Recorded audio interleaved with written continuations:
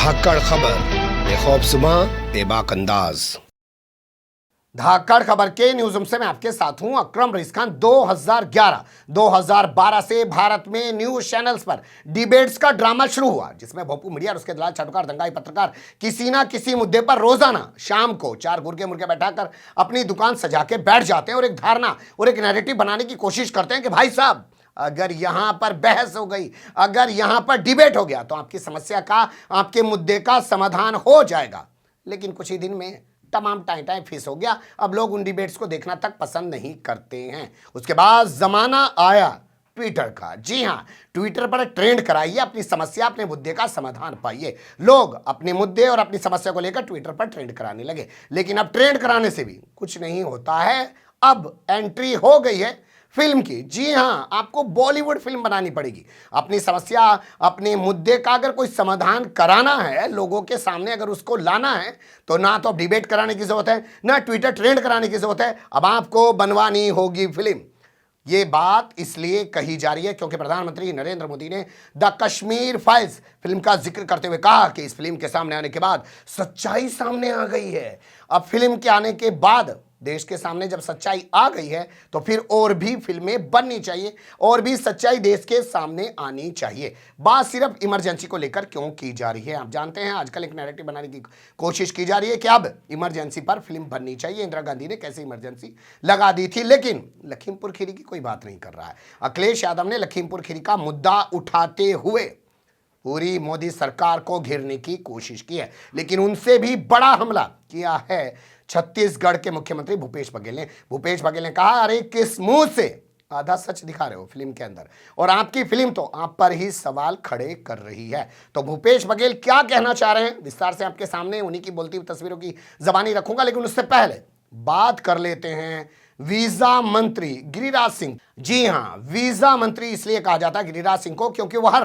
पल हर मिनट भैया पाकिस्तान चले जाओ, भैया वहां चले जाओ, सबको वीजा देते रहते हैं। अपने मंत्रालय का तो कुछ पता नहीं है, ना आज तक वहां पे कुछ कर पाए हैं। तो वो भी कूद के मैदान में सामने आए और उन्होंने बताया कि इस फिल्म को गांव-गांव तक दिखाए जाने की जरूरत है क्योंकि इसमें सच बताया गया है। ये फिल्म नहीं होता तो देश सच को नहीं जान पाता। अखबारों में पढ़ा, ऐसा नहीं कि 90 में हम बच्चे थे, लेकिन देश के हालात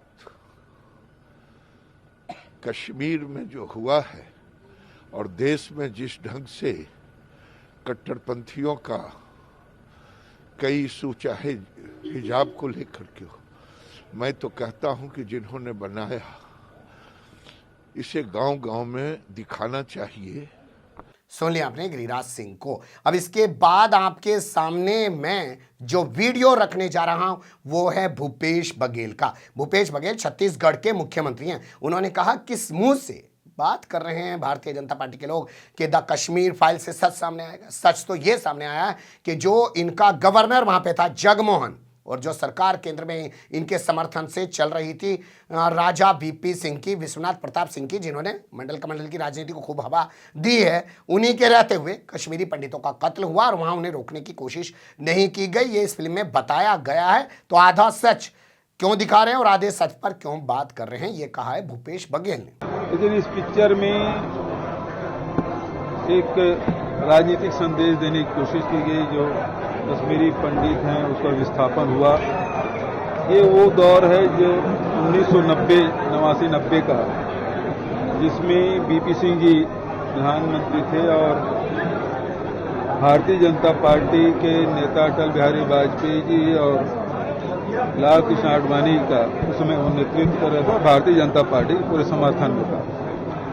उस समय जगमोहन जी वहां के उपराज्यपाल थे।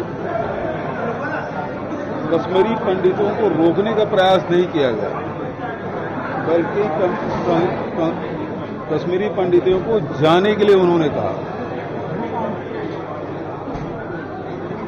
वहां राष्ट्रपति शासन लागू कर दिया गया, लेकिन वहां सेना भेजी नहीं गई। सेना तब भेजी गई जब पूर्व प्रधानमंत्री राजीव गांधी जी लोकसभा का घेराव करते हैं, तब वहां सेना भेजी गई।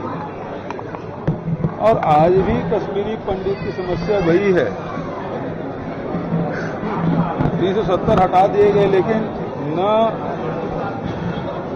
उसको बसाने का काम हो रहा है, न अटल जी की सरकार 6 साल बाद तब, और अभी 8 साल से मोदी जी की सरकार है, तब भी 370 हटे कितने दिन हो गए, लेकिन किसी को बसाने की कोशिश नहीं की गई। इस पिक्चर में भी उसका समाधान कुछ दिखाया नहीं गया। जब पिक्चर बनाते हैं, किसी समस्या को उठाते हैं, वो समाधान भी बताते डायरेक्टर, लेकिन उस डायरेक्टर ने समाधान नहीं बताया, केवल एक लेक्चर दी है। और इस सरकार भी 370 हटा के केवल राजनीति की है। 370 जब हटा तब बोले कि कश्मीर में जमीन लेंगे, वहाँ तो हरियाणा के मंत्री जी ने कुछ और बयान दिया था, जिसके बारे में कहूंगा नहीं। लेकिन आज तक के कोई वहाँ उसे वापस नहीं किया गया, और उनको जो सहायता देनी चाहिए।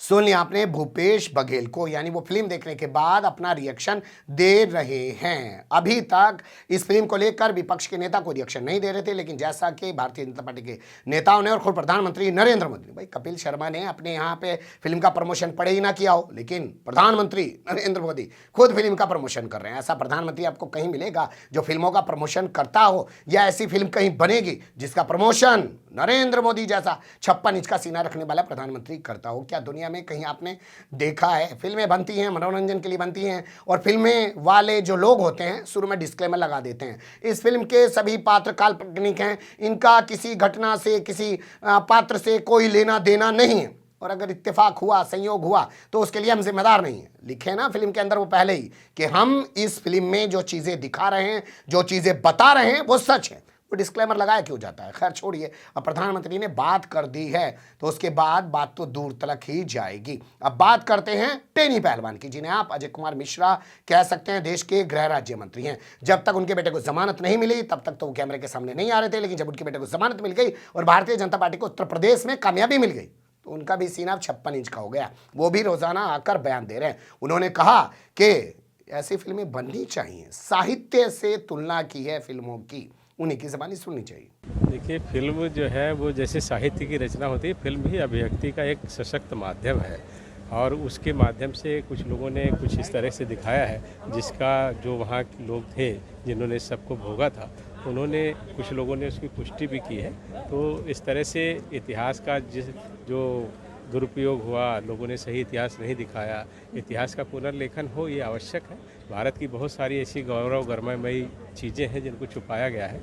जो सत्य है वो आए, अच्छा है। सभी लोगों को फिल्म बनानी चाहिए, प्रत्येक विषय पे बनानी चाहिए, सब उसमें लोग करते भी हैं। अभिव्यक्ति का एक सुन लिया आपने अजय कुमार मिश्रा उप टेली पहलवान को। उनका ये बयान सामने आने के बाद उन पर कई तरीके के सवाल खड़े हो रहे हैं। जैसे कल ही सुप्रीम कोर्ट में उनके बेटे की जमानत रद्द करने के लिए सुनवाई हुई। सुनवाई के बाद सुप्रीम कोर्ट ने योगी सरकार से जवाब तलब किया, कहा कि होली के बाद वो फौरन इस पर सुनवाई करेंगे। आखिर आशीष कुमार मिश्रा उर्फ मोनू को कैसे जमानत मिल गई और सरकार ने अपना पक्ष मजबूती से क्यों नहीं रखा, और सरकार का इस बारे में क्या कहना है। दूसरा, सुप्रीम कोर्ट ने कहा कि जो गवाह हैं जिन पर हमला हो रहा है उन्हें कैसे बचाया जा रहा है, उन्हें बचाने के लिए क्या कोशिश कर रही है उत्तर प्रदेश सरकार। इसी के साथ एक खबर और छपी है, तिकोनिया मामला जो है जिसमें किसानों को कुचलकर मौत के घाट उतारा गया, उसमें चार्जशीट दाखिल हो चुकी है।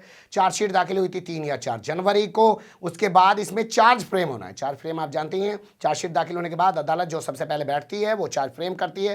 तय होता है कि इन आरोपों के तहत, इन धाराओं के तहत ये मुकदमा अदालत के सामने चलेगा। अभी तक वो चार्ज फ्रेम नहीं हो पाया। अब 30 मार्च की तारीख उसमें लगा दी गई है। देखना दिलचस्प होगा क्या चार्ज फ्रेम होगा और कैसे ट्रायल आगे चलेगा। आशीष कुमार मिश्रा उर्फ मोनू जो है इलाहाबाद हाईकोर्ट की लखनऊ बेंच से जमानत पर रिहा होकर अपने घर बैठा हुआ है और उसकी जमानत को सुप्रीम कोर्ट में चुनौती दी गई है। लेकिन अखिलेश यादव ने अब कह दिया है कि भैया जब कह रहे हो कि इतना ही साहित्य लिखा जाना चाहिए और जैसे साहित्य लिखा जाता है वैसे फिल्में भी समाज का दर्पण होती है, आईना होती है, तो उसी तरीके से लखीमपुर खीरी कांड पर भी फिल्म बननी चाहिए। ये फिल्म या कश्मीर फाइल्स पे, और आप तो पड़ोसी जिले के हो, अगर कश्मीर फाइल पे फिल्म बन रही है तो कम से कम लखीमपुर फाइल्स पे भी फिल्म बननी चाहिए। ये पड़ोसी जिला जहां पर जीप से किसानों को कुचल दिया गया था, समय आए और लखीमपुर फाइल्स में भी फिल्म बनी। अब यहाँ हमारा एक सवाल है बहुत जिम्मेदारी के साथ अखिलेश यादव से कि आप तो उम्मीद मत रखिए कि भारतीय जनता पार्टी के लोग लखीमपुर खीरी पे फिल्म बनवाएंगे। आप भी तो बनवा सकते हैं ना, आपके पास भी तो पैसे की कमी नहीं है ना, आपके पास भी तो आदमियों की कमी नहीं है ना। क्या सिर्फ बयान देकर भाग जाने को ही पूरी जिम्मेदारी समझते हैं, या इसको भी जिम्मेदारी समझेंगे कि उन्नाव पे आपको भी फिल्म बनवानी चाहिए, हाथरस पे आपको भी फिल्म बनवानी चाहिए, सोनभद्र पे आपको भी फिल्म बनवानी चाहिए, और लखीमपुर खीरी कांड और ना जाने ऐसे कितने कांड हुए उन सब पर आपको फिल्म बनवानी चाहिए, या सिर्फ बयानबाजी करनी चाहिए। बने रहिएगा धाकड़ खबर के साथ। फिलहाल कमेंट्स के रूप में आप लोग अपनी राय दे सकते हैं, खबर को लाइक कर सकते हैं, चैनल को सब्सक्राइब कर सकते हैं और ज़्यादा से ज़्यादा हमारी खबरों को शेयर कर सकते हैं। फिर ऐसे ही किसी सुलगते हुए या उलझते मुद्दे लेकर मैं आपके सामने हूँगा हाजिर। फिलहाल अभी मुझे दें इजाज़त।